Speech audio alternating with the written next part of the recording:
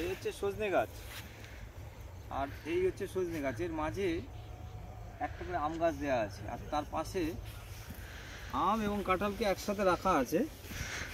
পরে এইগুলো আরও আমরা ডিটেলসে যাব।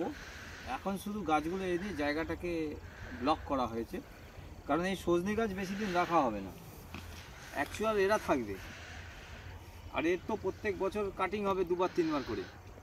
সুতরাং দেখে মনে হচ্ছে যে আপাতত এত ঘন করে লাগানো হয়েছে, কিন্তু একটা নতুন টেকনিক এটা, যাতে আমরা অল্প জমিতে অনেক বেশি প্রফিট আনা যায় তার জন্য।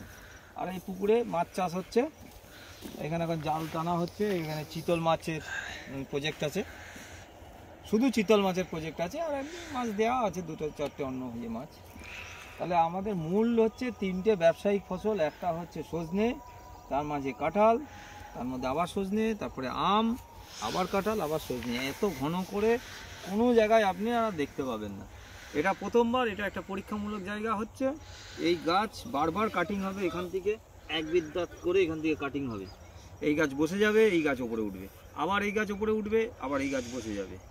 মানে এতে সারাক্ষণ কাটিং হবে, 3 মাস 4 মাস অন্তর অন্তর যখন ফলন আসবে। এই পুরোটা ঘিরে, এরকম পুকুর ঘিরে আমাদের গাছ আছে। আর এই একদম ধারে আসুন, এইখানে দেখুন লেবু গাছ, এই যে লেবু গাছ সব পরপর ধারতে ধারতে লেবু গাছ করা আছে। 3-3.5 হাত ডিস্টেন্সে একটা করে ক্যালকাটা পাতি লেবু দেওয়া আছে। এটা বেড়ার কাজ করবে। আর তারপরে যে বেড়া আছে, ওই বেড়াতেও ফসল লাগানো আছে, সেগুলো লতানো ফসল, সেগুলো 3 মাসের ফসল, 4 মাসের ফসল। এখন আপাতত এইভাবে শুরু করা হয়েছে। আমরা এই জায়গাটাকেও পরিষ্কার করে এই জায়গাতেও গাছ দেবো, এই পুকুরের ধারগুলোতে। রাজহাঁস, মুরগি, এগুলো সবই চলবে এখানে, সবই ব্যবস্থা করা হবে। তবে এখন রাজহাঁসটা দেখা যাচ্ছে না, উপরে উঠে আছে। সুন্দর নৌকাও দেখা যাচ্ছে, জুম হচ্ছে নৌকাটা।